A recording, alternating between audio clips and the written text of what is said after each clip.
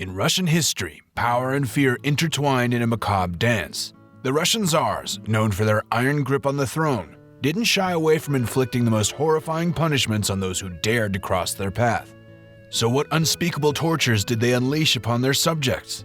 Firstly, let's talk about the story of power and punishment, embodied by the notorious Russian Tsar, Ivan IV.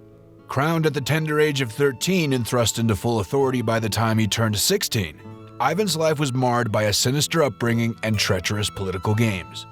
At a mere 3 years old, Ivan tragically lost his father, Vasily III, the Grand Prince of Moscow. Left vulnerable, he became a pawn in the hands of power-hungry aristocrats, manipulating his destiny for their own gain. With his mother Yelena rumored to have been poisoned, Ivan became the sole heir to the throne. However, until the age of 13, he remained trapped, helpless, and subject to the whims of the boyars, unable to rule due to his immaturity. But before we go any further, don't forget to like and subscribe to our channel. Within the shadowed corridors of power, young Ivan and Yuri suffered the cruel hands of the boyars, driven by their insatiable thirst for control. The relentless mistreatment inflicted upon them shattered Ivan's trust in the very system that should have protected him. In a heartfelt letter to his confidant, Prince Andrei Kurbsky, Ivan poured out his anguish, recounting the deprivation of clothing, nourishment, and a nurturing upbringing. Left isolated in empty chambers, Ivan sought solace in books, absorbing knowledge while the boyars engaged in their malicious feuds and plots against the future monarch. The seething rage within him found an outlet in tormenting defenseless creatures. With chilling delight, he plucked feathers from living birds, reveling in their agony. Dogs and cats became victims of his wrath. Hurled from towering heights, their falls observed with twisted fascination. By the tender age of 13, Ivan had compiled a chilling catalog of those he desired to exact revenge upon. The flames of vengeance ignited within his soul, fueling his path to become the fearsome Ivan the Terrible. At the top of Ivan's list stood the formidable Shuisky family. Emerging triumphant in the power struggle of the era, they seized control, becoming the de facto rulers of Russia. With this victory came their dominion over Ivan, a 13-year-old, and his younger, deaf sibling Yuri. Unleashing his fury, Ivan publicly accused Prince Andrei, the head of the Shuisky family, of sabotaging the state, issuing orders for his arrest. However, the tides of vengeance shifted, for the years of torture and torment inflicted upon Ivan and his sibling would prove to be the Shuiskys' own downfall. Whispers among the nobility spoke of Prince Andrei's fate, a journey to the depths of the dungeon, where merciless jailers unleashed unrelenting beatings until life succumbed to its torment.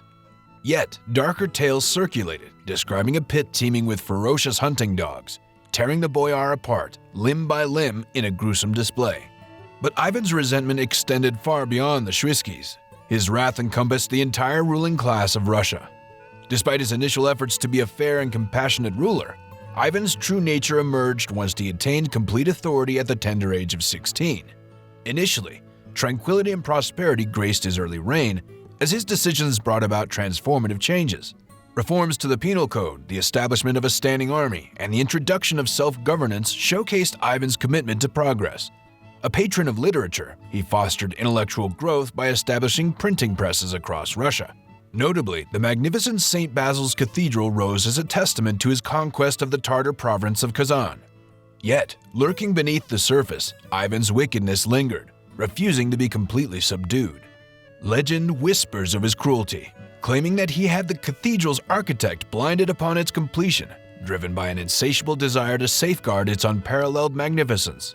Ivan IV, once hailed as a benevolent tyrant, could not escape his destiny. Behind the facade of power lies a tale of heartbreak and betrayal. Remember Prince Kurbsky, Ivan's trusted childhood companion, with whom he shared the burdens of his troubled upbringing. Their bond seemed unbreakable, but in a devastating turn of events, Kurbsky plunged a dagger into Ivan's back during their campaign in Lithuania, leading to a humiliating defeat that shook Ivan to his core. Seeking solace and strength back home, Ivan faced a cruel twist of fate. Anastasia, his beloved first wife and the light of his life, tragically passed away in 1560. This crushing loss shattered Ivan's very essence, extinguishing the last vestiges of his humanity. Consumed by grief, he became convinced that the entire nobility plotted against him, holding them responsible for Anastasia's untimely demise through poisoning. With a heavy heart and a mind teetering on the brink, Ivan contemplated renouncing his throne and leaving Moscow behind. However, a daring proposition emerged from his lips. a partitioning of the realm, one portion to be ruled by the nobility and the other solely by him, free from any oversight or interference. Once back in power, Ivan's grip tightened and his enemies trembled. The Russian nobles, realizing their dependence on his leadership and yearning for greater authority, reluctantly accepted the arrangement. Little did they know the depths of darkness that awaited. In a chilling display of authority, Ivan established his own Oprichnina police force, a merciless entity granted the power to execute without trial. Among their ranks, the Oprichniks harbored a particular hatred for the aristocracy, whom they viewed as their sworn enemies. Riding through the streets, they sent a chilling message, carrying the severed head of dogs on their saddles, a macabre symbol of their relentless pursuit of traitors. The methods employed by the Oprichnina for executions were nothing short of horrifying. Boiling alive, impalement, roasting over open fires, and the ghastly tearing apart by horses while still breathing. Ivan's once shattered psyche had morphed into a web of paranoia, conspiracies, and unrelenting anxiety following the loss of his beloved Anastasia. This newfound distrust extended to every courtier and noble in Russia, as Ivan treated them with disdain and a sadistic outlook. With the Oprichnina by his side, Ivan executed a ruthless plan to vanquish his competitors and quell all resistance. In 1568, he forcibly expelled tens of thousands from Novgorod and the nearby town of Pskov, driven by his unfounded fears of an uprising. The iron grip of the Oprichnina tightened further as nearly 150 members of the Boyar Council and the noble class in Moscow met their demise. Falsely or truthfully accused of plotting against the Tsar or daring to denounce the atrocities committed by the Oprichnina. But for Ivan, this bloodshed was not enough. A year later, he marched upon Novgorod, accompanied by the Oprichnina and his formidable army. Fueled by his delusions, Ivan believed that the clergy and city officials conspired with Poles and Swedes to strip him of his power. With relentless fury, Ivan's soldiers descended upon the city, unleashing a reign of terror that lasted over a month. The inhabitants of Novgorod became victims of unspeakable horrors, killed, violated, tortured, and robbed at the whims of Ivan's merciless forces. In a horrifying onslaught, Ivan's soldiers descended upon churches and monasteries, leaving destruction and death in their wake. Priests and monks faced merciless slaughter as their sacred places were ransacked, but the archbishop in particular would experience a twisted fate. Ivan, with a sadistic flair, forced the archbishop to flee for his life, sewn inside a bear's skin only to be relentlessly pursued by ravenous hounds. The archbishop's demise was a spectacle of horror that defied grace. Merchants and traders met a similarly gruesome end, hanged or mercilessly slain. Yet Ivan's insatiable thirst for cruelty knew no bounds. Neither women nor children were spared from his wrath. Many were cast into the frigid embrace of the Volkhov River, where soldiers lay in wait to extinguish any flicker of hope for those who attempted to escape. Those who evaded immediate death were subjected to a cruel fate of exile, forced to walk in the unforgiving snow until their bodies succumbed to the unforgiving cold. While the exact toll remains uncertain, it is estimated that approximately 100,000 lives were lost in the heart-wrenching tragedy that befell Novgorod. The devastating aftermath of Ivan's invasion left Novgorod shattered, its path to full recovery stretching across the span of centuries. The city's fields, vital for sustenance, were decimated, with 90% of them laid to waste in Ivan's destructive wake.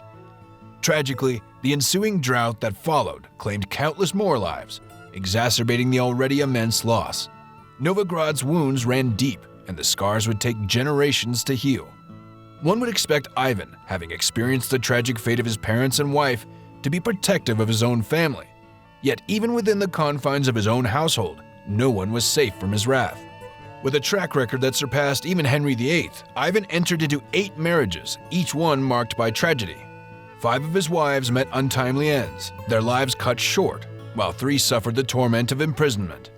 Only his last wife would find solace in outliving him, finally basking in the light of freedom. Despite his flaws, Ivan IV, known as the Terrible, was hailed as a champion of the poor and downtrodden, harboring a deep disdain for the nobility.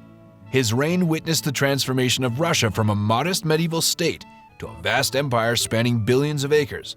Yet it is his insatiable thirst for violence, his bloodlust, and his macabre proclivities that remain indelibly etched in history. With that said, thank you for watching. Stay tuned for more. See you in the next video. Till then, take care.